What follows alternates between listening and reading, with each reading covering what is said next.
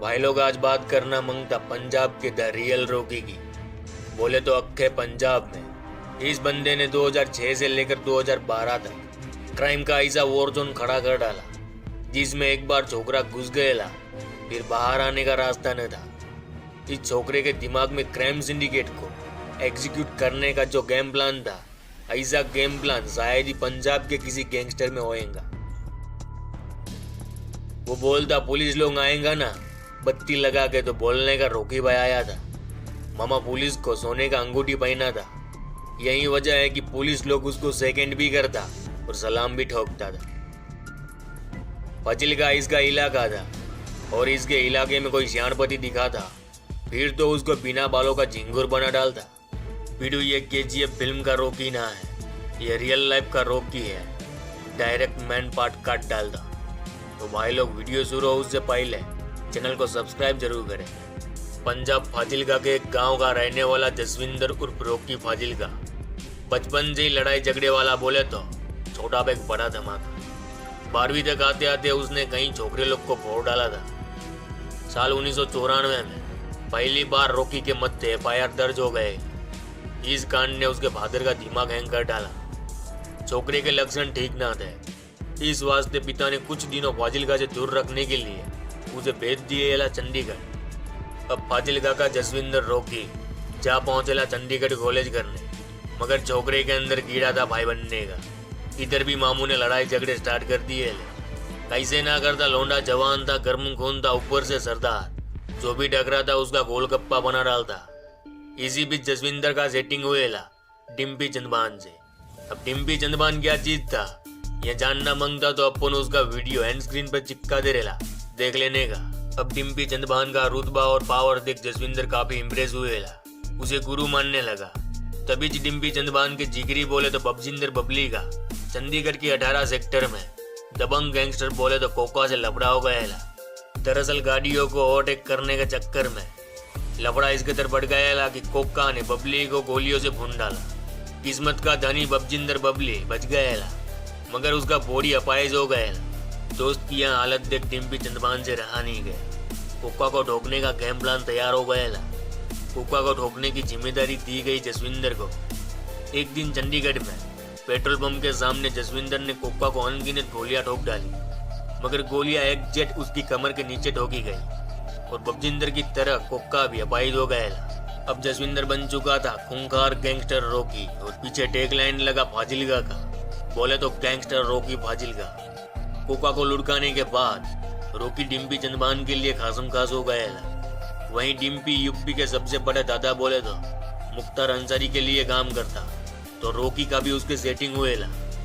दिन था 22 जनवरी 1997 का। रॉकी फाजिलका, डिम्पी चंदबान और मुख्तार अंसारी की अक्की टोली वाराणसी के कोलसा व्यापारी नंदकिशोर रुंगटा को उठाने निकल पड़ी। नंदकिशोर खुद विश्व हिंदू परिषद का बड़ा नेता था। घात लगाया, नंदकिशोर को उठा लिया और उसका फैमिली से 1.25 करोड़ का फिरौती वसूला, मगर आज तक नंदकिशोर का बॉडी ना मिला। इस कांड में सभी का सीबीआई ट्रायल भी हुएला, मगर मामू लोग का भोगाल ऐसा है कि गवाह मुकर गए और तीनों आजाद। 15 जुलाई 1997 रॉकी, डिम्पी, संजय और अंसारी का अक्का टोली फिर से किसी को उठाने निकल पड़ा। अब की बार शिकार था बेंगलुरु में। उस दिन बेंगलुरु का एक बड़ा व्यापारी निर्मल जयपुरिया अपने कुत्ते बॉक्सी के साथ सुबह सुबह मॉर्निंग वॉक कर रहे हैं। तभी जो व्हाइट कलर का मारुति आया, पलक झपकते मामू को उठा के अक्खा मारुति गायब हो गया। यह बात धुएं की तरह अक्खे बेंगलुरु में फैल गई। उस टाइम के बेंगलुरु के एसीपी नाग रजैया ने अक्खा सिटी को सील कर डाला।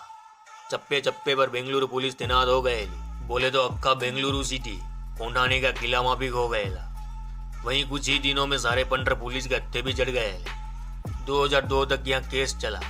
इसके बाद रॉकी पंजाब आया, मगर अब गुरु चेले में दरार आने लगी थी। वजह थी फिरौती का पैसा। साल 2006 में डिम्पी चंदबान की हत्या कर दी गई। आरोप लगा रॉकी फाजिलका के मत्थे। साल 2008 में रॉकी फाजिलका को डिम्पी चंदबान मर्डर केस में पुलिस लोग ने उठा लिया, डाल दिया बुडेल जेल। मगर अब तक रॉकी बन गया पंजाब गैंगलिन का गैंग लॉर्ड। यह वह दौर था जब पंजाब के कई छोकरे लोग भाई बनने के चक्कर में अपराध की काली दुनिया में घुस रहे। रॉकी उन सब के लिए रोल मॉडल था। जब रॉकी बुटेल जेल में था तब उसका सेटिंग हुएला जेरा कुब्बन और जयपाल भुल्लर से। तीनों का सेटिंग करवाने वाला रॉकी का खासम खास छोकरा बोले तो अमनदीप उर्फ हैप्पी दियोरा था। दूसरी ओर शेरा और भुल्लर जैसे कई छोकरे लोग रॉकी के पीछे भागने लगे, क्योंकि रॉकी उस टाइम के पंजाब का सबसे बड़ा टॉप का गैंगस्टर था। रॉकी जेल से बाहर आएगा, अब शुरू होएगा रॉकी का वहां चक्रव्यूह, जिसमें पंजाब के कई छोकरे लोग का जिंदगी तबाह हो गया। जेल से आते ही रॉकी ने राजनीति की ओर रुख किया। कहा जाता है कि रॉकी ने अपराध का एक ऐसा जाल बनाया था जिसमें एक बार बंदा घुस गया फिर बाहर ना निकल पाया, क्योंकि अब तक रॉकी ने राजनीति से लेकर पुलिस में बड़ी सेटिंग कर डाली थी। साल 2012 में रॉकी ने चुनाव भी लड़ा। 1 जुलाई 2012 रॉकी के खासम खास छोकरे बोले तो हैप्पी दियोरा को शेरा कुब्बन और गुरप्रीत सेखों ने ठोक डाला। इस कांड ने रॉकी का अक्खा सर्किट हिला डाला, मगर 2012 में शेरा कुब्बन को भी एनकाउंटर में ढेर कर दिया गया। कहा जाता है कि शेरा को मरवाने की टिप्स पुलिस लोग को रॉकी ने दिए ली। बस इधर से ही शुरू होएगा एक ऐसा बवंडर जिसमें रॉकी फजिल्का का अक्खा एम्पायर तबाह हो जाएगा।